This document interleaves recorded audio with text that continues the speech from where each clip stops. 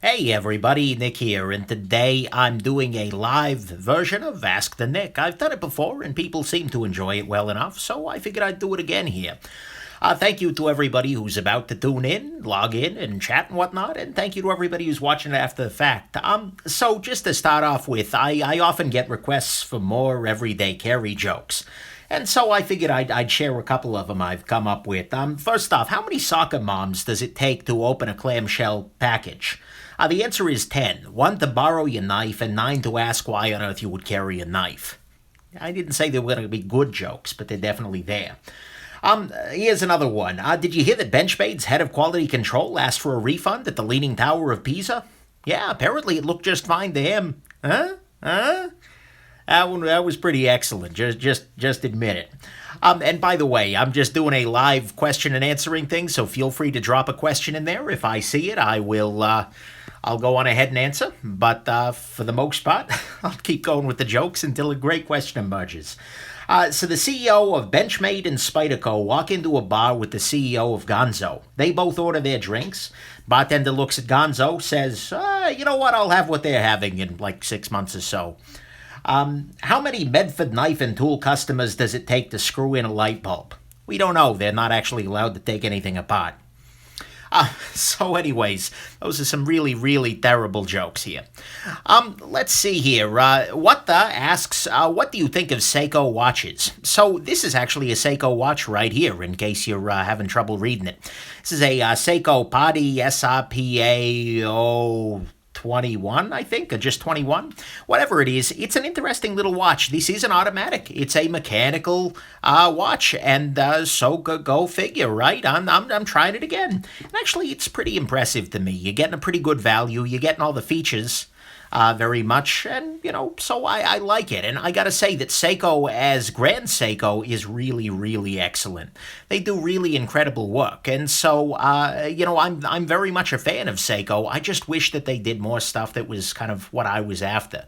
They did a little bit more quartz, a little bit more spring drive, that sort of an affair. So that's a great question. Thank you very much, What the. Penguinius asks a related question. Do you dive, Nick? I use an SKX to dive with. It's another kind of the Seiko diver here. I do not. As a matter of fact, I'm not a terribly aquatic person. That said, I'm a jackass, because this right here is the Seiko PADI, Professional Association of Diving Instructors, and this right here on my wrist is an Omega Seamaster 300. Both of these rated to go to absurd depths. I think this one's 200 meters and this one's 300 meters. I have zero reason for that. I'm going to go on ahead and treat this as the Professional Association of Desk Inhabitants, because that's about the closest I come. But I do like a dive watch for a couple of reasons. I like the fact that the bezel can rotate to help you time something. And, it's great, for instance, on a long flight. You just set this to wherever the hour hand is going to be when you get off the plane, and that way you can look down at a glance and tell just how close you are to your inevitable escape from the big cylinder there. But, do I actually dive? No, not at all. It's never really been a huge interest to me. Just love the watches, I suppose. Great question, though. Thank you very much for all the questions coming up here. And by the way, as always, if I don't see your question and I don't respond to it, feel free to drop it again later. I mean, don't need to spam it, but still. Note that, chat is only on my screen for half a second or so. Let's see here. Carlo Seriani asks, I have a Spyderco Mamba. To your knowledge, does it have red Loctite? I'd like to disassemble it, and I can't send it back. There is one easy way to tell this there, Carlos. The approach is just to take your driver here. This is a Spyderco PM2 that did have red Loctite. But you just take a driver with the right bit size and everything, put it up against the screw, and then just start to put a little bit of torque on there.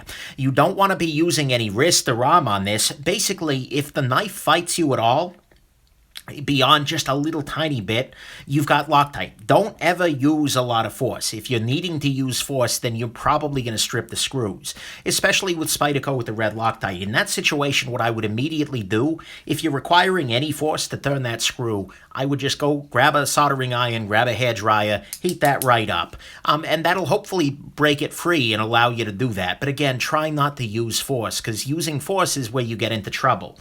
You won't strip the screw if you're not using a bunch of of force.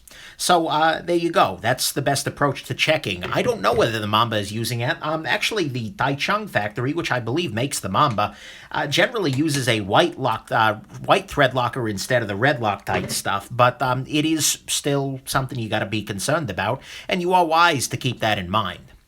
Hey, David Liu, welcome to the first time you're here. Fernando Cedillo asks, why do they use sterile needles for lethal injections? Fernando, I hate to say that. It's a little bit above my pay grade. I'm not a grand philosopher in that way. Sorry, that I can help you with EDC. I can help you with pens. I can help you with watches, with knives, flashlights to an extent. I got all sorts of things I can say about that, but unfortunately, methods of execution are way outside my scope. Ginger Root asks, Nick, are you going to Blade Show this year? Indeed, I am. I am planning to be at the Blade Show. Life could always intervene, who knows, but I'm very much hoping to be there. I've got plane tickets and everything. Should be really interesting. I'm very much looking forward mostly to meeting some of the makers and to getting a chance to handle some things. It'll be a wonderful thing for me to be able to walk around and handle a Greemsmo right next to Stan Wilson if he's there. I don't know if he's there. Next, and to see the latest and greatest from a bunch of makers. Just to get a sense of it, to get a feeling for, I've never heard of this guy before, but I really want to. Or, conversely, the people who I've heard of a great deal never handled their stuff and realize, oh, wait a second, this isn't worth my time. So there you go. Great question. Bryce Chrysakis asks, you need to do a collaboration with Frankie and the Bird. I do. I enjoy collaborating with the two of them. They're both crazy in the very best of ways. Normal is a setting on the dishwasher. None of us are remotely that. But, we're very much enjoying doing the occasional collaboration for comedic sake. And, they live close enough that it's not out of line that we could, run down and do another video one of these days. So that's definitely something to keep in mind. Let's see here. Taylor Holland asks, can we see the action on the Norseman? It never gets old, much like Peter Pan. Yeah, right here. Here is the Norseman action. It's a beautiful thing. Lucas Iriani asks, what are my thoughts on the Seiko Turtle? That's that guy. Should I buy one? I'm going to do a full good, great, bad, and the ugly review. I like it a lot. It's one of the better automatics I've handled. It's got a lot of good to it. It does have some bad and some ugly, that's for sure. But the thing is, I think there's more good than bad here. And if you're going to go mechanical, this isn't a bad way to do it. Presumably, you get a good one. It's a big thing. What asks, will you be getting some, will you be adding some more customs at the Blade Show? Probably not. I'm not that super interested in custom knives. I'll pick up the occasional one. One of them is the Alamic 247. I have this in my pocket today, actually. And, this is very much a custom knife, although it's custom in a pattern. They've made many Wayfarer compacts, but this one is a little bit different than all the other ones. And those are the ones that are most appealing to me because they can iron out a lot of the functional issues and just create something that's a very artistic implementation. Showed this off in a video last night there. So, but yeah, that's definitely, I'd like to maybe check out some customs, and if there's something there that just completely blows my mind, maybe. But the thing is, if it's going to blow my mind, it's probably going to blow 50 other people's minds, and frankly, my pockets are not as deep as a bunch of other people who might be at Blade Show. So chances of me actually being able to have a high bid on a really nice custom knife are basically zero. And that's sad. I'm going to, for instance, try and bid on a Shirogorov Neon Custom if they got one there, because that'd be a lot of fun, but unfortunately, alas, the channel and production knives tend to suck up most of my disposable income along with the watches. That's brutal. So, the high-end custom stuff is out of there. The Yorkshire Bladesman asks, what's your preferred steel for a knife? I have a whole video, what's the very best steel for a pocket knife, and basically, there are a lot of steels that are absolutely fine. If I have my choice, it's going to be either S35VN, which is great. It's getting to be almost lower end these days, which is incredible. It's a stellar steel. So S35VN, M390 20CV 204P, same basic idea. Those are wonderful. And M4 is the other really high-end contender. I love M4 very much. My PM2 here is an M4, and there's just so much joy to be found in it. M4 is not very stain resistant, but that's okay. So that's kind of that's the situation there. Great question, though. Nicholas Tona asks, do I consider myself a prepper? That's a really interesting question there, Nicholas. I consider myself to be preparedness-minded, meaning I'm thinking about possible situations. I've got a video talking about the trinity of preparedness, where I talk about the stakes, the odds, and the costs of preparing for something. I am not a guy with a bunker in the backyard. I'm not a guy who stockpiles huge amounts of stuff. However, we do have enough water and enough food to last a few days in the event of a problem. I've got plenty of flashlight batteries. I've got the basic kind of essentials around. I have the ability to get clean water. Just enough for, a couple of days. If society breaks down and the zombies emerge, I am a dead man. Let's just be real here. I am not nearly hardcore enough to survive the apocalypse, and I don't intend to be otherwise. But I do my best to be in a situation where I'm prepared enough that everyday kind of situations and, slight, whoa, that's a little weird, that we can get through it, but not so prepared that it really burdens me down and prevents me from doing a good job, with the rest of my life. The guy who's carrying around a 300-pound frame pack every day. That's kind of a problem. So, that's a great question there. Let's see here. Lucas Anderson. Nick, when you talk about price, please account for smaller manufacturers not being able to buy materials in smaller quantities. Absolutely. That's a really good point. Who said that again? Lucas Anderson. Lucas, that's excellent. There are so many things that I, as a reviewer, am not sensitive to as I'm doing my reviews. For instance, the Ferrum Forge guys actually called me out on this in one of their videos when somebody asked about one of my videos. The Ferrum Forge knives use a very small free-spinning pivot. I think it's a terrible pivot, honestly. It's not a great approach. But the thing is, what they basically said is, yeah, we'd love to have a tooled pivot that allows us to, fix that pivot in place. But given our size, we're not allowed, and our financial resources, basically, we're not able to make a custom pivot. I'm sensitive to that argument, absolutely. But the thing is, I'm coming at this from a perspective of I am a random jackass who buys a knife.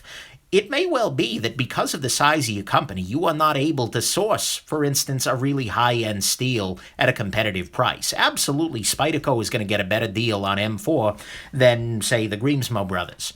I can acknowledge that. But the thing is, if your knife, because you're a small manufacturer, isn't able to be remotely competitive using a certain set of materials or something like that, if it would cost you $1,500 to make a Spyderco PM2, you shouldn't make a PM2. I think there are ways for small manufacturers to be competitive. Like the Grimsmo brothers, I think, are a good example of this. They're using a steel that is relatively not top of the line. The WL34 is, it's A-okay. It's a lot like CPM 154, whatever. Steel nerds are going to be on me now. But nonetheless, but what they're doing is they're adding value elsewhere. They're making it damn near perfectly. And so as a result, you get something that, even though they can't buy in huge quantities, they add enough to survive as just two random guys. And so I'm definitely sympathetic to arguments like, well, I'm a small maker, so I can't do X. Well, that's great. Don't do X. Do something else that blows me away. What I have trouble with is people saying, well, I'm a smaller maker, so I should get a pass for doing something that's not very good, or doing something that's overpriced. Like, no, you just need to target what it is that you're doing here. So that's a really great question, though, and a great point. All right, and I see a bunch of people helping other people in the chat, and that's just a beautiful thing. Thank you very much. I'm just cherry-picking the questions I can do here. Olyuman asks, would you say mechanical watches are too inaccurate for everyday carry? Okay, I'm weird here, absolutely. Mechanical watches are not as accurate as quartz watches. It's absolutely the case that this $12 little quartz watch here, full review coming, by the way, is going to be way, way more accurate than this $350 mechanical, or even than your average Rolex. That's the case. The question is, how much precision do you really need, and how much do you want? Do I need to be accurate to the second every day of my life? No. But I want to. I'll be honest, it bugs me if I look down and realize that my watch is slow at a measurable rate. 10, 15 seconds I can live with. But if I look down and my watch is a full minute slow, that's like, ugh. And for me, with a mechanical watch and with that inaccuracy, it's like if I look down at my wrist and I think, okay, it's roughly noon, or in this case, it's roughly 5 o'clock, then, that's a little weird. And that's why I tend to go quartz. But if you're willing to deal with that a little bit of extra inaccuracy, there is zero problem with a mechanical watch. Also, I'll say this little guy has actually surprised me. This is running about 3.5 seconds per day slow, which is very, very excellent. That's running inside the COSC standard for watches, and so frankly, I like that a lot. And so there's no reason why a mechanical can't be more accurate. They just generally aren't. That's a really great question, though. Thank you. Somebody's, Teddy Roosevelt, incorrect watches and clocks drive me bonkers. Absolutely, yes. I am the guy who, if there is an incorrect clock on the wall of a random room for a meeting, I'll get up there and I will fix that clock. But I'm retentive like that, and that's kind of the other point here, is that because of who I am as a human, because of my personality type, I have certain requirements that a lot of people don't. And so for most people, even a fairly inaccurate mechanical watch is going to be A-OK, but some of us want our watches to talk to satellites every night, like this Pro Trek here. Great, great, great question. Let's see. Z Hunter now, or we riot? Here's your Z Hunter. Oh, what a gem this guy is here. And this is the original with the blade play. Oh, yeah. Okay, Yiwei Luo asks, are you planning to check out any of the original Chinese designs coming out of factories that made clones, like Kevin John? So, yeah, Kevin John is interesting. They made the Boya that CKF has now rebadged, and, there were persistent rumors, we'll put it that way, that there were companies that are working with these clone factories to produce knives that are not nominally made in China, but are actually made in China. So, at some level, sure. And, look, I'm not going to necessarily completely dismiss a company just because they have made clones at one point in time. What I would like to see, though, is a clean break. I would have zero problem with Kevin John if they were to decide, and Kevin John's one of the more prominent cloning companies, we're going to, turn over a new leaf. We're now going to be called, I don't freaking know, John Kevin Knife Company. And they're just going to do original designs. To me, that's more interesting. And if they do like a real warranty, if they really treat it like a real business, they are going to do a much better job of things. And so I'd like to see more of that out of the clone companies. I have a little more trouble with the companies that kind of operate as no-name things, like the or whatever else their name is, CH. I'm trying to think of the other brands. Those bug me a little bit because it's just like I got nothing here. But at the same time, I got no beef necessarily. If they want to turn over a new leaf, that's beautiful for me.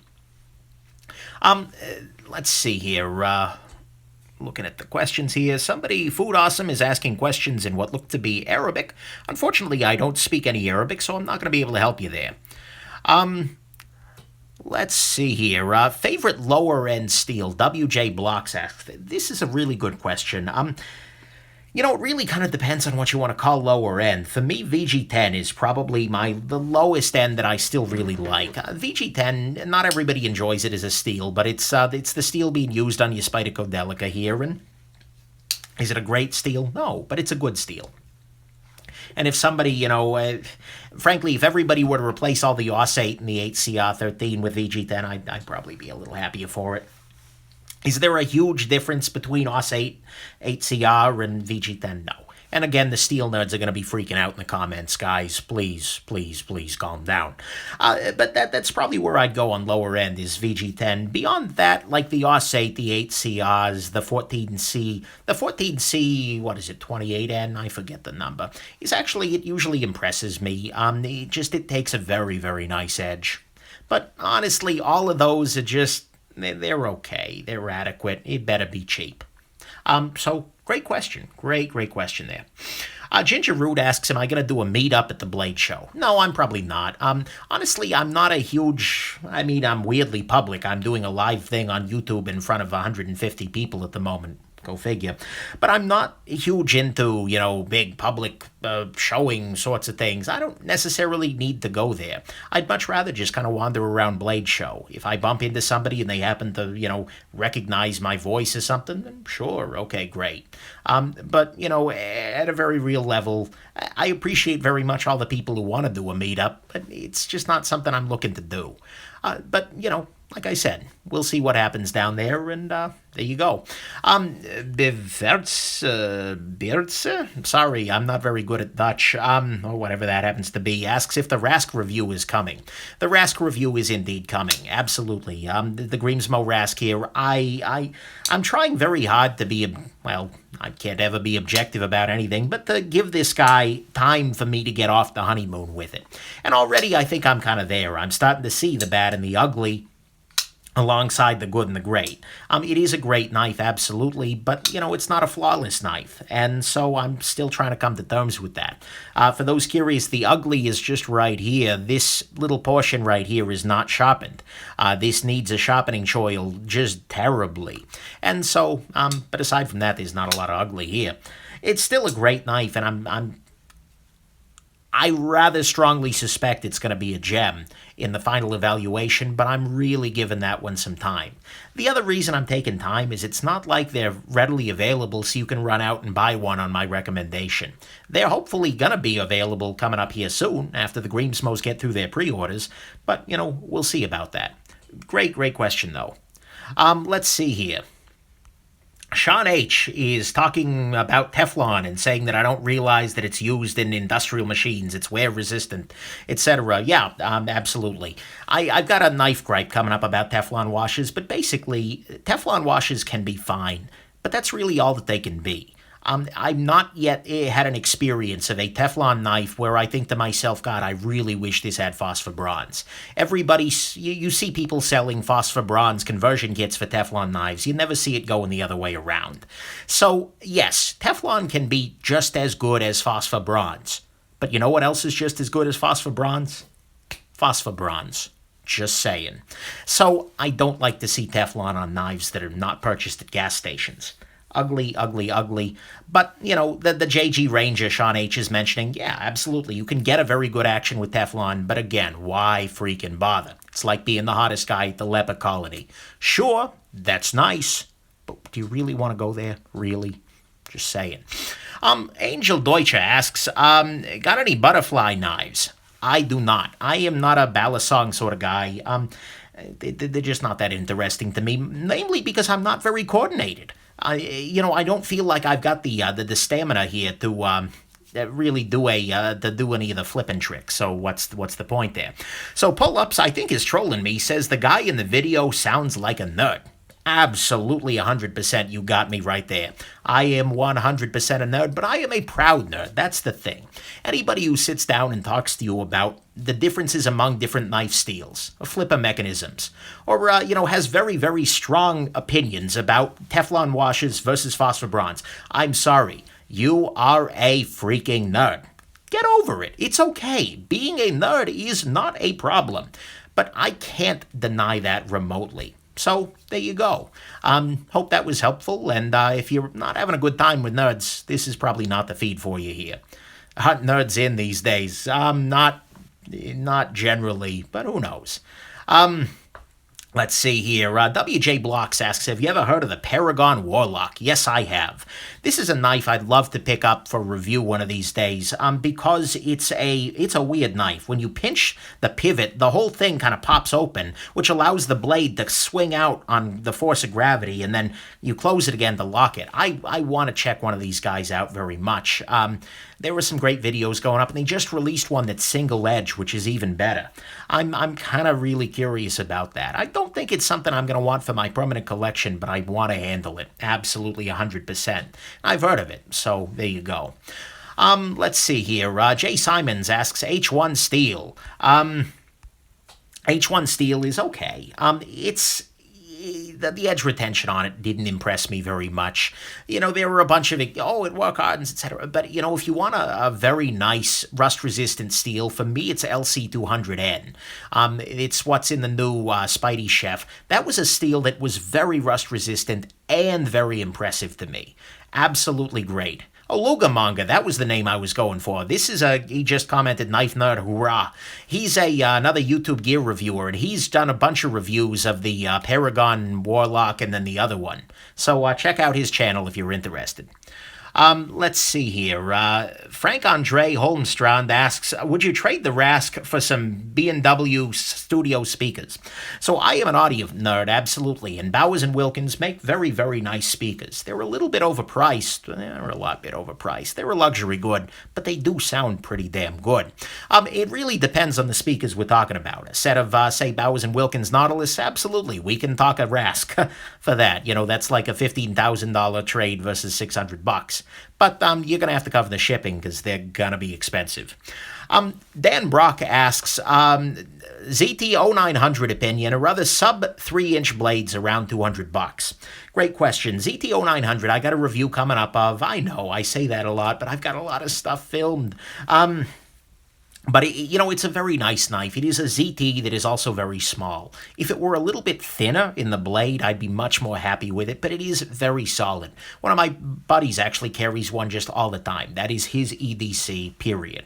Nice little knife. Other good 3-inch options in the 200 range. The Delica, of course, comes to mind, but that's way less than the 300, than that. The Native by Spyderco Chaparral's a pretty good choice. Benchmade Valet is another great choice. If you like the wood, the Shinola Valet is actually very, very nice, as is the regular one, because you've got, I believe, M390 steel, and it's a great little design. You need to buy it in person because Benchmade's quality control is, well, it's just about as funny as those other jokes I told at the start of the show here, but yeah, that's another really great choice for a 3-inch knife, and frankly, right at that price point, it's that of the ZT. Great stuff. Let's see here. Jay Richardson is repeatedly yelling in the channel. Okay, that's racist. Let's go on ahead and move right along here. A lot of people ask me questions like Nick, and this is a related question. He just phrased it in a way that was not so stellar. Nick, do you actually carry and use these knives? That's a really fair question, actually. And a lot of my viewers have asked this for Ask the Nick. Like, if you own a weird $700 knife like this little guy here, the Norseman, or this Lamech Custom here, is this really a knife that you would actually carry and use? And the answer for me is actually yes. I definitely want to carry a knife that I own. And frankly, if it's a knife that I own but I don't carry, it doesn't tend to stick around. I don't like the idea of being a safe queen. It doesn't appeal to me in any way, shape, or form, because then that's just a knife that's dying. It's just a knife that's it's sitting in a safe or in a drawer or in a box, just oxidizing away to nothing. Knives are meant to be used. They are tools. I use mine on a regular basis to do random things, whether it's cutting open boxes, envelopes, tape, cutting up foam at work a great deal, stripping wires, things like that. Although you got to do that carefully, make sure the wire's off and whatnot. All sorts of other things. And I will use any of these knives for it. In many ways, that's what made me think about this Lamech guy, is because this is a blade in XHP, and it's not it's a little thick behind the edge, let's be real here, but it's a knife that I feel like I can actually carry in my everyday life, and it's also freaking incredible artsy. So, to me, if a knife can't be used, if it's not something I would actually carry and cut things with, then it's not of any interest to me. And that's why I have such a functional sort of mindset with knives. And that's kind of silly to say at some level. I mean, if I was just functional, I would buy a freaking Delica and be done. But I like something that has both function and some element of style. So, there you go. Carry a knife in case there's cheesecake. That's a great quote, Penguinus, absolutely. Somebody just asked, who sped by before I could read the name, do you review automatics? I get this one a lot. No, they're not really appealing to me because, honestly, do I need to be any faster than that? And they're also illegal where I live to carry, and frankly, I just don't find any interest there. There's some great ones out there, but it's not an area I need to expand into. Carter asks, just named Carter, I'm buying secondhand. How do you make sure that what you're buying isn't fake? That's a great question. The advice in watches is always that you buy the seller, not the watch. And that's totally, totally true. If you're on a forum, for instance, buy from somebody who's got a reputation. Also, be very careful when you're trying to get a great deal on a very popular knife. The Spyderco PM2 is a knife that at this point I would not buy from somebody who is not an authorized dealer. Buy it from, if there's not a local store that you can support, buy it from someplace like all of your major retailers, your Knife Center, Blade HQ, DLT, your Knife Ship Free. Knife Ship Free doesn't carry Spyderco. Anyways, buy it from somebody who's truly authorized. That way you know. Because then, you're going to get a real one. And there are so many fake PM2s out there, and some of them they can pass at first glance. So there you go. The other thing is some knives are simply not being faked. For instance, let's see here. I've never seen a fake Chris Reeve knives tie lock. That doesn't mean that they're not out there, and that's not going to be true forever. But you can be a lot more secure buying one of these guys, because who the heck is going to fake this, really? Than, you would buying, for instance, a Delica or something like that, where there were a bunch of people out there making them. So that's another thing you got to keep in mind. But the biggest thing is that if you feel like you're getting such a good price that it's, you're scamming somebody, chances are you're actually being scammed. That's a great question, though. Cutlery Novice asks, what angle do you sharpen your Graham GMT here? It's this little guy. This is the Graham Razel Mid-Tech. Honestly, I sharpen at the factory angle, and that's pretty much the answer to any question about what edge angle do you use. Because any given knife coming from the factory is going to have an angle that things are sharpened at, or in this case, coming from the maker. And I have decided that, by and large, they're right. There are some knives that I'll thin out a little bit. For instance, this little guy right here, the Rat 1 in D2 steel, I have thinned out pretty substantially because it makes it cut a little bit better and because I wanted to show off. Let's be real here.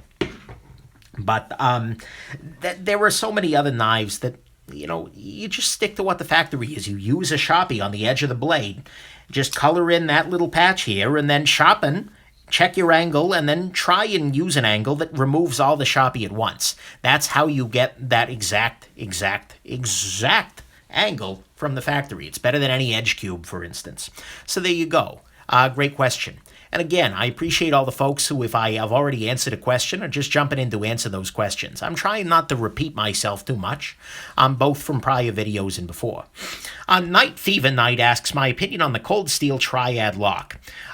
So I've got a video talking about the most secure locking mechanisms out there, and the Triad lock is probably, it's one of the most secure locking mechanisms out there, if not the most. It's one of the most tested. A lot of that testing is marketing, let's just be real here, but still, it's a very, very secure lock. Personally, I don't care for it because there's a great deal of travel on the back lock, because the Triad is kind of a modified back lock, and so you have to press a lot deeper, and that's less appealing to me. I unlock my knife a lot more than I hang weights off of the back of it. And I really do think that lock strength demos are completely kind of silly because, let's face it, in an everyday life sort of an affair, there's really not that much need for super, super strong lock power. The tie lock, a lot of people say, oh, that lock isn't very secure, this bit could pull out. Yeah, but at that point, I've warped titanium. I'm not exactly going to be hammering this guy into a tree and using it as a stepladder. That's sort of an affair. So, the Triad lock is fine. I don't think it's quite as, oh my god, as the fanboys, and more specifically as the marketing videos that the fanboys are watching. There's a lot of really strong... Well, they're very effective at marketing, but I do think it's a fine lock, and there's zero problem with it, and it is very, very strong. Absolutely.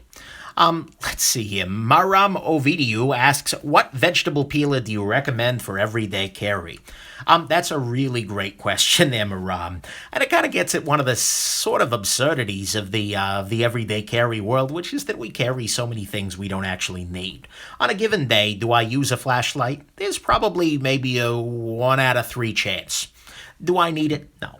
On a given day, I probably use a pen. On a given day, more likely than not, I'm going to use a knife. There are some days where it's not. But, vegetable peelers are a little less common. But the thing is, I'm sure someplace, somewhere, there's a guy who peels all sorts of vegetables every day and uses it. So, nonetheless, my favorite vegetable peeler for everyday carry is just a boring pocket knife. Great question, though. I'm a big fan there. Let's see here. Little Giant Indy 317 asks, "What's Greg Medford think of the high art video?"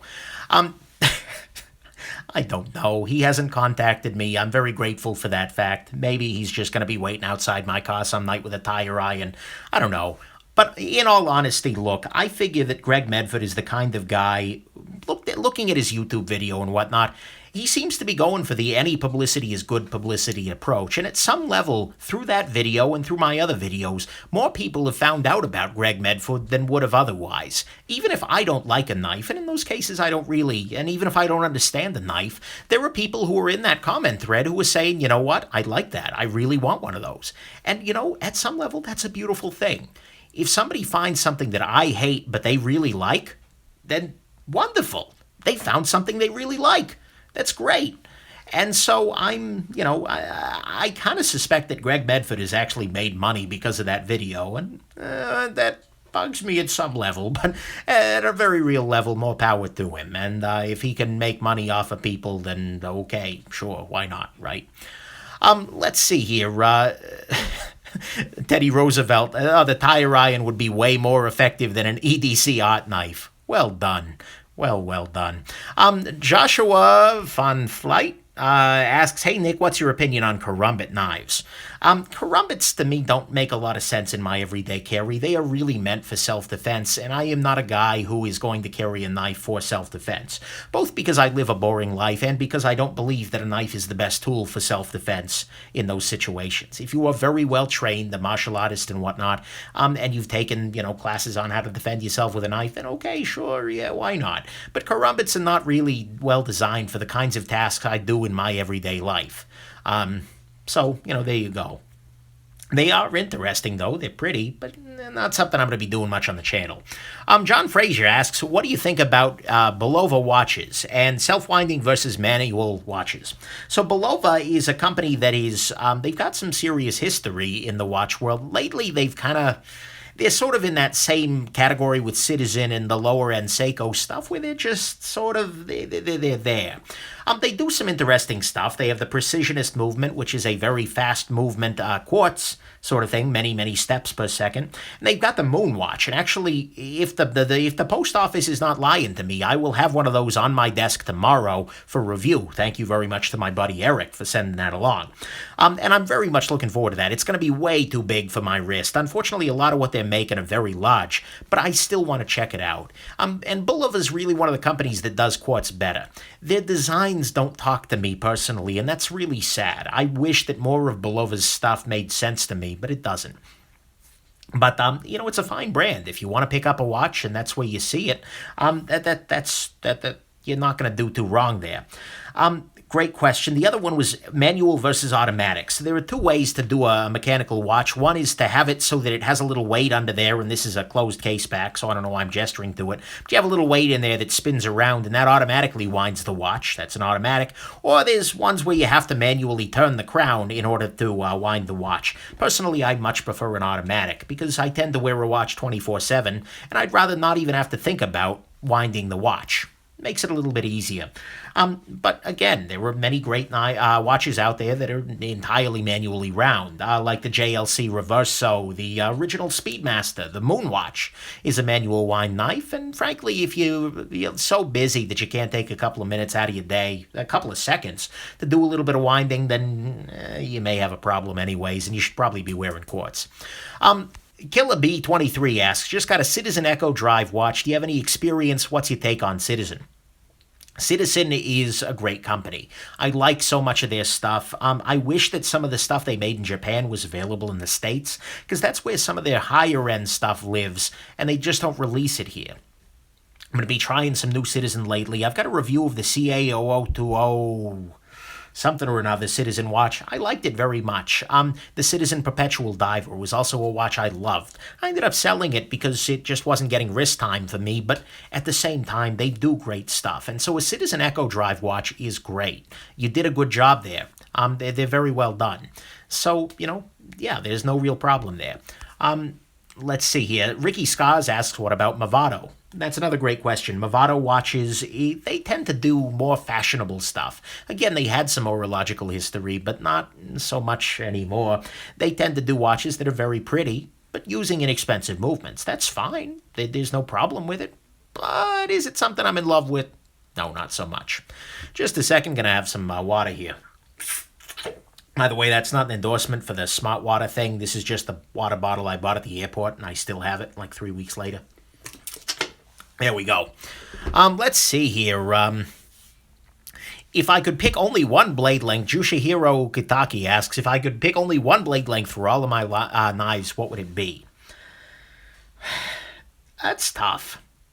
I mean, look, variety is the spice of life, absolutely, but I would probably go with 3 inches. The reason I say that is that I don't tend to very often need a knife that's, a full 3.5 inches or even, your 4-inch monstrosities here. I don't need this ever. I mean, well, very, very rarely. But 3 inches is a legal line in many parts of the U.S. There are, cities or states that say you can't carry anything over 3 inches. And so, it would be nice to have more variety at that 3-inch mark or just below it. So there you go. H2749 asks, how am I liking the Ferrum Forge Master Blaster so far? I just filmed my review of it today. Honestly, my opinion, and I made a video of it to this effect, but it is another Ferrum Forge knife. They are all very, very similar in technical and construction and otherwise. It's very solid. It's a good knife. It's just not all that different. It's a little thinner behind the edge. So if you like any other Ferrum Forge, you're probably going to like the Master Blaster. It's a fine, fine knife. Let's see here. What else? Would I review a balisong if it showed up on my doorstep tomorrow? That's a really great question. Probably not, because I wouldn't be able to carry it. And frankly, I wouldn't necessarily feel super safe about it. I could put tape on the blade or something like that, but I am not skilled. So maybe if I got a balisong and a trainer, I'd think about it, but it's not an area of interest to me. So that's a great question. Pardon me. Let's see. Jushihiro Itaki asks, you got the Miura back. How did I pry it from Frankie and Bird's hands? Talking about the Gareth Bull Miura here. Interesting little knife. I gotta review this guy one of these days. Great little guy. They were very much enamored of it, but I was able to talk him into sending it back home sooner or later. Great knife. And by the way, I did just pick up in the latest batch the Gareth Bull Shamwari. He released another batch of them. I picked one up, so keep an eye out for that in the future. Jay Simons asks, favorite non-locking folder? That's another great question. For me, it's probably going to be the Spyderco UK PK. Or maybe the Spyderco Urban is another pretty good choice. The reason I say that, the UKPK was a solid gem by my standards, absolutely. It's a smaller knife, it's lightweight, it's got great ergonomics, it was beautifully designed, and it's great. And so if I could only carry a slip joint, that would probably be where I go. So there you go. And yes, Nicolas Olesic says it's Nicolas Olesic asks, Shamwari with ball bearings? Yes, indeed. It's one of the ones with ball bearings. So there you go. Nate Green asks, you ever thought about making your own knives? No, not particularly. I am not as I said, I'm not a skilled man, and I look at myself as being like a food critic. That, I can't cook. But I can still say that was a really good meal. No, that wasn't. Many reviewers go the way of knife making. Sometimes it goes really well. Sometimes maybe a little less so. But, and that's not shade, by the way, on Skelton. I haven't seen any of his work, and he seems to be having a great deal of fun, which is the important thing. But anyways, it's not something I'm really super interested in doing. Maybe if for whatever reason I had to leave my current career and start over, sure, I'd think about it. But I don't know. I don't know that that's my strength, and so I'd rather kind of stay where I am on the user side of things. I love talking to knife makers and getting to know more about it, but that's not where I live. It's a great question there. Let's see here. Are you taking the woman to SHOT Show or Movie Time? I don't know what Movie Time is. My fiance is indeed coming with me. I think you probably mean Blade Show. Yeah, she's coming to Blade. She's probably not going to go to the actual thing because she's not that into knives. But, nonetheless, she's going to come with because why not? She hadn't been down to Atlanta, so check it out there. Troy Hill asks, why no Delica deep carry clip? Used to have one, had a review up. Thing is, as a reviewer, it's nice to have something bone stock on the table, and I wasn't that in love with the deep carry option anyways. Let's see here. Flat and hollow grinds, how do they compare EDC-wise? It's really a big question about the knife. Hollow grinds can be very nice, but, so can flat grinds. It's more about the thickness of the stock. It's the thickness behind the edge, those sorts of things. I tend to like flat grinds, personally, but that's not a really strong opinion. There were hollow grind knives that have won my heart. So, great. Let's see here. St. Jude asks, is it expensive to run a YouTube channel? Kind of, yes. Luckily, I am very, very, very lucky, and I'm very grateful for the support I get from the community. Not only from the Patreon patrons, so I have a Patreon page, it's linked on my YouTube, but it's just Nick Shabazz, who donate money to help me deal with all the baths I take doing the gear, but also all of my viewers who loan me gear. And through that is the only way I can do this. If I had to buy every knife I have brand new, it would be completely impossible to do this channel. Absolutely impossible. Because every time you buy a knife, especially a new one, and then sell it, you take like a $50 or $60 hit, especially on your higher end stuff like your ZTs and whatnot. I could not do that. But I right now have a list of people who are willing to loan me gear, and it's spectacular. And I'm a big, big, big fan of that. And so, through that kind of generosity, it's not so bad, and I can actually do okay, and I can spend a little bit more money for the channel. I can try new things for the channel. I can buy this watch I probably wouldn't have bought on my own, but I picked it up for the channel. Or what else? This little guy right here. This is a Great Eastern Cutlery 99 pattern. Great little knife. I figured I'd give another try to a traditional, because this guy I can open with two hands. You open without a nail nick, and it's a backlock. So I picked that up for the channel. Karis Customs fountain pen. Definitely picked that up. So anyways, the generosity in the community here, both in terms of loaners and in terms of Patreon and in terms of everybody else who's helped out and kicked in, well, that's what makes this possible, and that's what means that I can do this without being bankrupt. Penguinius asked, will we be seeing an Emerson review soon? So actually, yes, as a matter of fact. My buddy Minnesota Knife Guy, he's got his own channel. I sent him the Medford and the Sleesh Bowie as a loaner, and he's going to send me back an Emerson that he has. And I'm really going to be curious to check that out. I've handled a couple, and I've not been so impressed, but I'm hoping that was just the case that, it wasn't well lubricated sitting in a store. So there you go. Chuck Brandt asks, is there a Spyderco flipper I would actually recommend? Yeah, absolutely. I am kind of a big fan of the Spyderco Mantra. Is a pretty good option there. They're nice. They're not like, oh my god, incredible high-end flipping action flippers, but they work very nicely. Similarly, what else? I know the Spyderco Rubicon, the original one, was a very, very nice knife, a very nice flipper. It was great there. Then the Magnitude, I don't know that I recommend, but it's another good option. Or is it Amplitude? No, it's Magnitude. But, the Spyderco does make some fine flippers. They've got some issues right now with the bearing system that's showing up on the Advocate. Apostle P did a great series of videos about that. But overall, I do like Spyderco flippers. So there you go. St. Jude asks, did I get my Neon back? No, I haven't. And in fact, I've had no desire to get the Shirogorov Neon back. The Greamsmo Rask, the only reason I'd like to have a Neon around sometimes is for this review exactly. Because I think the comparison of the Rask and the Neon would be good. But, no, honestly, the Neon is a great knife, but I'm just as happy to have something else in my collection instead. James Dreck mentions the Spyderco Domino, which is another good flipper from Spyderco. My problem with the Domino is that it's freaking huge in the pocket. It's just very wide and bulky. And as a result, it's not something that's bringing me a great deal of joy. It's a fine knife, don't get me wrong, but I don't know. It's not something I'd go out of my way to recommend. Ginger Root asks, can you give any advice to help with a knife addiction? It's kind of like asking your dealer for a location of a good rehab, isn't it? So look, knife addiction is a real thing. But really, at some level, it's a form of consumerism, and that's.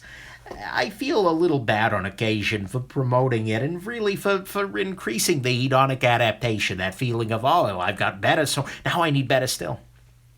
But the thing to remember is that really, and I talk about this in my Curve of Diminishing Returns video, I mean, all of these knives on the table here are better than, well, okay, all of these knives on the table here are better than the Ontario Rat number 2. Rat number 1, I suppose, in D2 steel. Delica slightly, but at a very real level, though, I could be very, very happy with only this knife. Functionally speaking, this is all the knife I need, and, you know, to spend $700, $900 on a knife is insane when you can pay $35 and get something that's damn near as good. But the thing is, if it brings you joy, then okay, great. And that's kind of the way I look at it is I'm not, you know, hawking a kidney to buy a brand new knife. I'm in a position in my life, both because I have the channel and, you know, so it brings in a little bit of income, but also just because we've made choices that allow us to live comfortably. And so I can pick up some of these things, and that does bring me some happiness. If it doesn't bring you happiness, though, don't do it. So, you know, don't sell your kids for knives, but at the same time, it's a pretty good thing. Slide Tech asks a great question. Is there a knife that you found where your opinion changed after you tried to sharpen or maintain it because of metal, blade geometry, or design? The biggest one is the Lion Steel SR number 2. That was a knife that was it was right about to be a gem. I was going to call that knife a gem every damn day of the week. Then I took the damn thing apart, and I realized that was just a circle of hell. Disassembling the Lion Steel SR2 is what I'm going to be doing over and over and over again if I am a very bad person for the rest of my life. In the afterlife, that is. Well, plug in whatever value of afterlife you'd like from your belief system, but nonetheless, I really dislike reassembling that knife, and so that knocked that knife from being a gem into a knife that I very highly recommend and like, but really hated doing that too. So, yeah, there you go. That was one example. I'm trying to think what else. That's a great question. I mean, there have been knives where the steel has been very disappointing, like when I go to sharpen it, it's just like, wait, what the heck? I had a Hinderer, it was never on the channel, I had a Hinderer XM18 3-inch where the steel was just weird as heck. I think the heat treat might have been off on it, because it just wouldn't hold a good edge, and that was strange. But that could have just been a little weak thing there. So, there you go. Caden Pierce, will you be getting any new Kershaw knives? As a matter of fact, yes, I just got a new Kershaw knife yesterday. I got a brand new Rick Hinderer Kershaw design. Check this little bad boy out. Oh, yeah. This right here is the Kershaw Cinder. Which I think should have been called the Cinderer, just saying. But yeah, this is actually a Hinderer design knife. I picked this guy up. I went to my local Cabela's just to see what they had in the knife department, and this is just weird enough that I had to buy it. Other Kershaws, absolutely. I am going to be reviewing the Skyline soon. Oh, what else? Oh, the Link is definitely a Kershaw that's going to be coming up to discuss. This right here, great freaking knife, the Link. I need to review this. I need to post this review. This is one of the very best options, the USA-made Link, out there in its price bracket. Big fan of this. So, yeah, there you go. Trying to think what else. Other Kershaws. The Natrix is entertaining to me. But, yeah, there you go. Let's see here, Jay Simon's favorite stabby murdery knife. Yeah, that's going to be right here. Boom, ZT452CF. This is a knife. This is the production knife with the best action, in my personal opinion. It's a absolutely stellar knife. Maybe I just got a really shining example of it, but this is a knife that I would never really carry in a normal situation, yet it sticks around in my collection just because it's so damn nice, and it's a great point of comparison. So there you go. Ricky Scars asks, does my lady friend support my buying knives? Sure, yeah, absolutely.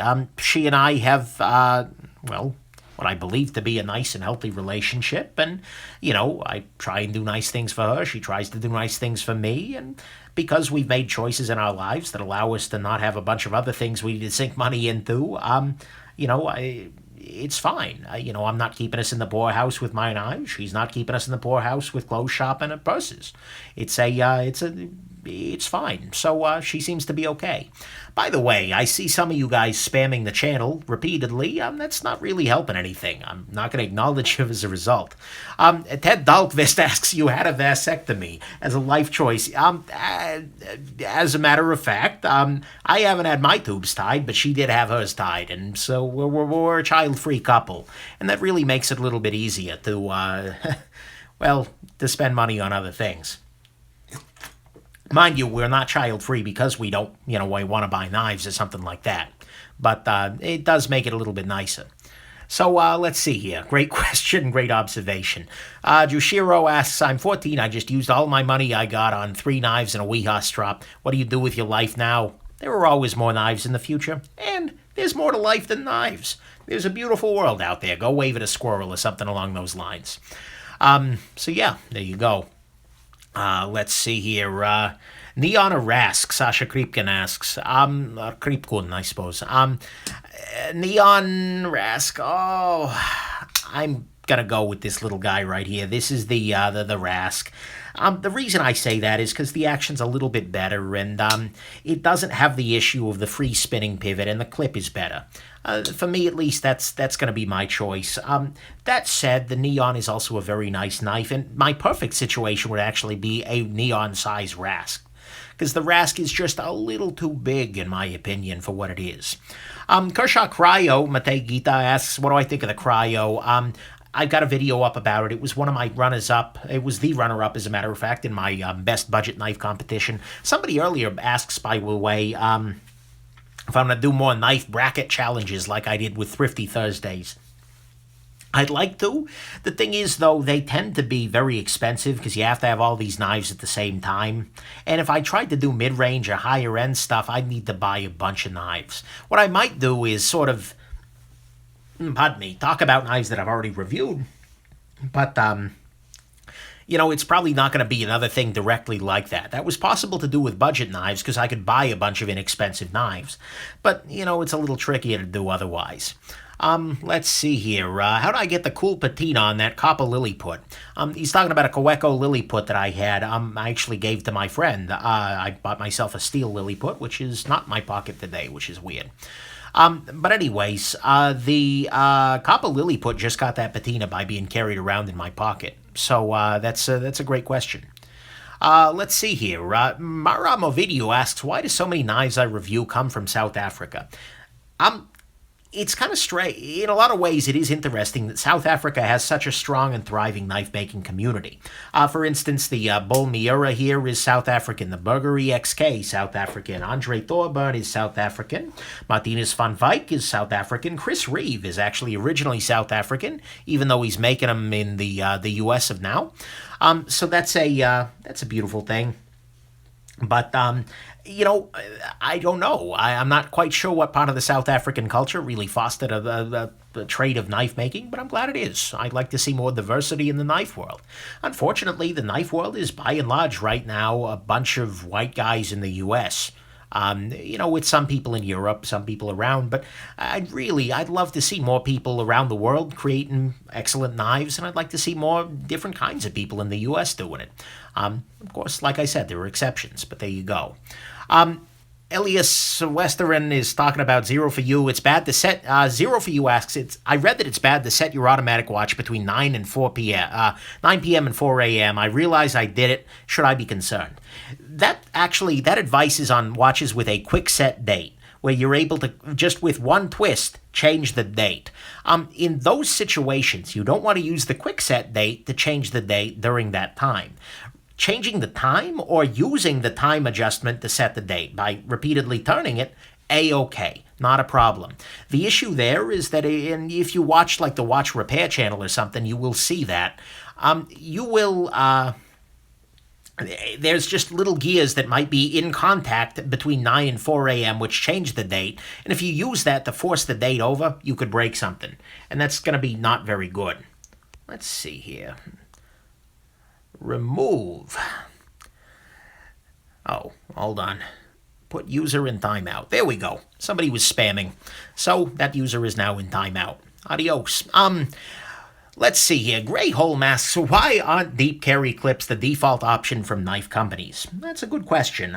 Some companies really do like them. Graham Knives uses their Graham clip all the damn time, and that's just a beautiful thing. Absolutely.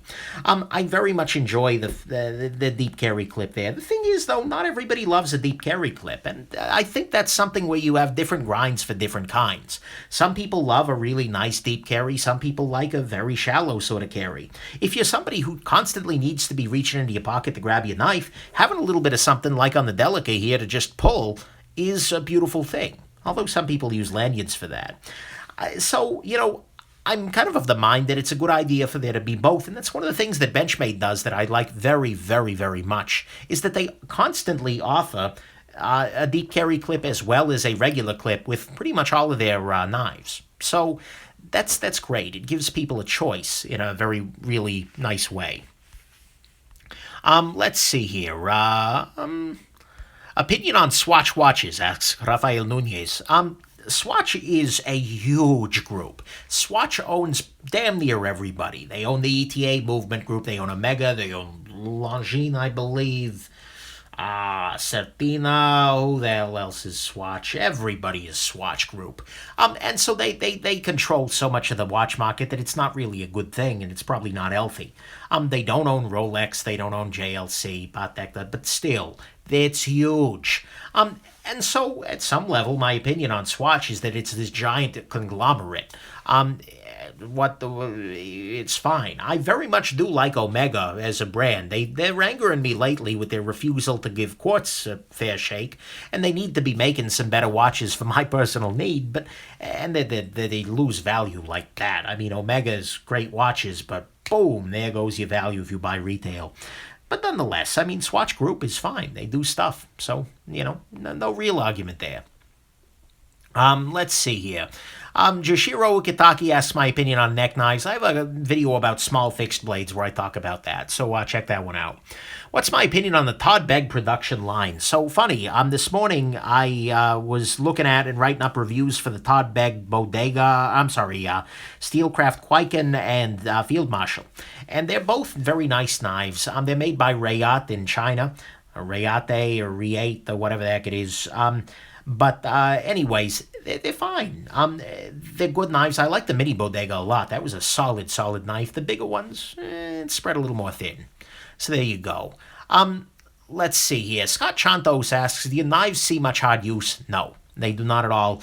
He says, a lot of my collection is scratched up. Yeah, I don't do that much hard use sort of thing. Most of what I'm cutting is soft surfaces. If I'm going to do something a little harder use, I will tend to use this PM2 or the Graham Razel. But again, I'm not super hard use, and if I'm really beaten on something, usually I will go grab my EC Laser Strike, which is a big, solid freaking chunk of carbon steel. So, can't really hurt it that much. So, there you go. Somebody says there's no practical application for deep carry clips. I disagree with that. It is very practical in some situations to have a knife that doesn't look like you're carrying a knife. In an office environment, in a more formal situation, a lot of people are still uncomfortable with people carrying a pocket knife. I think that's very silly, and a lot of it just comes from an ignorance of, everybody thinks, oh, it's a weapon. No, it's not a freaking weapon. Are you an envelope? No, then why are you scared? But nonetheless, so in that situation, a deep carry clip is not a bad thing. AKC Privat asks, any suggestions for a beginner watch? Absolutely. If you just want a watch, this is a pretty good one. This is the Casio, what the heck is this thing called? F108. I'm going to be doing a full review of this. It's cheap. It's like $12, but it's a very solid watch. Oh, I need to reset this for daylight savings.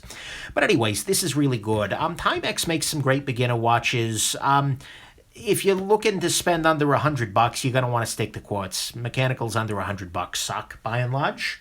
God, what else? Yeah, Timex Expedition. I get some more watch reviews coming up here soon. I'm gonna try and do a little bit more of that, although it's just so damned expensive. Hands of Horus, do you find people get nervous when you use your knives? By and large, no. Partly because I don't carry huge, crazy knives. You know, if I were to bust this guy out in the lunchroom, there might be people getting a little bit more nervous. But if I'm around somebody who I know to be a little bit afraid of things, what I might do is instead of using the flipper, I might open the knife in this way. So it acts more like a slip joint that they're familiar with. Or I might, in some cases, I might take out my multi-tool even though I've got a perfectly functional knife in my... But the thing is, by and large, if you don't treat it like a thing and you're not doing stupid things with your knife, if you just pop your knife open, you cut something, and then you put your knife away, it has a desensitizing effect. Even the people who are a little bit like, oh my God, why do you carry a knife? They realize, oh, well, you carry a knife to open that thing at lunch. Oh, damn it, I gotta... All right, I'm going to go ahead and report that user instead. No, I need to... Can I just not remove that user? Oh, come on. Anyways, so I do my best to just be conscientious in how I take out knives. That is one benefit to a traditional sort of knife, is it's very, very hard for people to get too bent out of shape if you take something like this out of your pocket, because that's what Grandpa carried, chances are, and it makes it a little easier. I also know of people who, especially if they work in environments where there are a lot of people who are very scared about the world, will tend to carry something for them that brings them joy, but they'll also carry like a Spyderco Roadie or something like that, which is absolutely... So Recipe Raptor points out that the green knife with skulls is really ugly and cringy. Yes, indeed. This is the Z Hunter. It is ugly and it is cringy. And you must be new to the channel because, oh my God, is this guy prominent. If you're not a big fan of the Z Hunter, chances are you're not going to be a big fan of the channel. You know, there's a certain level of lack of class. Yeah. Anyways... Yeah, for those of you asking why I just banned the user, they were spamming hi. They're just being idiots overall. People who are doing that just need to leave the damn channel, I'm sorry. Night Fever Knight asks, are you 100% objective in your reviews? Are there any companies that support me? That's a great question there, Night Fever Knight. Am I 100% objective in my reviews? Hell no. Absolutely not, because nobody is objective in their reviewing. I have a very distinct bias. I tend to be biased towards smaller knives. I mean, look at these knives that are on my table right now. This right here is a smallish gentleman-like folder. This right here is a smallish gentleman's folder. This is a little crazy, but it's a little weird. This right here is a smallish folder. The GEC number 99 that I just pulled out is a smallish gentleman's folder. I have a type. Absolutely. And so, no, I am absolutely not biased. And similarly, as a result, if a knife comes across my table that's big and crazy and murdery, it's probably not going to be a huge gem for me. This is an exception, and I'm willing to think outside the lines. The other part of your question is whether there are knife companies that support me. No, that's not the case. I'm trying to think. Look, Kaiser Knives has sent me a couple of knives as freebies. At the start of any video where I get something directly from a manufacturer and they want me to keep it, I will put out my little, where is it here? This little guy, which I'm very proud of, by the way, with the little sellout emojis. I worked hard at this one. But anyways, I'll put this guy out whenever a manufacturer has sent me something for free. That's for two reasons. I mean, partly so that you know, for full disclosure, and partly just kind of as a reminder, and I always give my little discussion. And, you know, anybody who sends me gear for free gets my little letter talking about how, hey, I'm going to talk about the good, the great, the bad, and the ugly. It is hilarious how many people no longer want to send things after that. It's absolutely I don't know, it's kind of hilarious to see who runs away when I talk about an honest review. I am not taking payments from any knife companies at all. In fact, the only thing I get paid for the knife news thing, but that's not a knife company, that's a media company. But aside from that, no, I'm not getting paid, and frankly, I'm just happy I'm not getting killed by some of these knife companies. Think about it. Would any of the companies out there actually want me on their payroll? Really? Really? No. So, like I said, that's not something I'm interested in doing. It may go on in the knife community. More likely than not, there are people who just get a lot of freebies, and that it makes it easier for you to say nice things. But I really do respect the companies that are willing to send the new stuff even after you trash their last stuff. It's a constructive criticism sort of thing. Let's see here. Nicholas Eliasik asks, can I show the Quieback? I do not have the Hoback Quieback. That was a loaner. Absolutely. Any flashlight reviews in the work? As a matter of fact, yes. Hey, speaking of manufacturer-provided items, right here, we have the Manka LED. Manka reached out to me after after I reviewed their weird little pen flashlight thing, and they wanted to send this along. It's like $20, but either way, I did just review it. It's kind of interesting. Whoa, I'm really sorry about that. That should not have been on disco mode. What the heck, Manka? All right, we're putting this away. It's going into timeout with Emma. Anyways, so yeah, there's that. I've also got a bunch of other flashlights going on. This little guy right here is a EGTAC MX30L3. Absolutely crazy light, like 3,000 lumens or something like that. But anyways, there you go. Oh, good God, I gotta ban that person again. Be good now.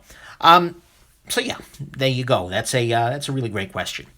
Let's see here. Rodrigo Teresa asks, is the Ouroboros still in the collection? No, it is not. I ended up selling that to a buddy of mine. Even with the bronze washes, it just didn't get carried that much.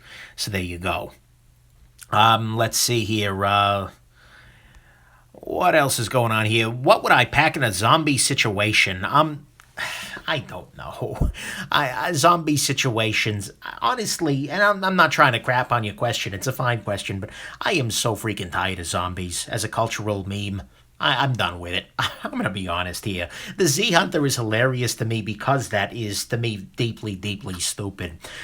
What I would carry in a zombie situation is what I would carry for any other natural disaster, plus potentially some means of defending myself. A gun, a knife, a baseball bat, whatever. Zombies are...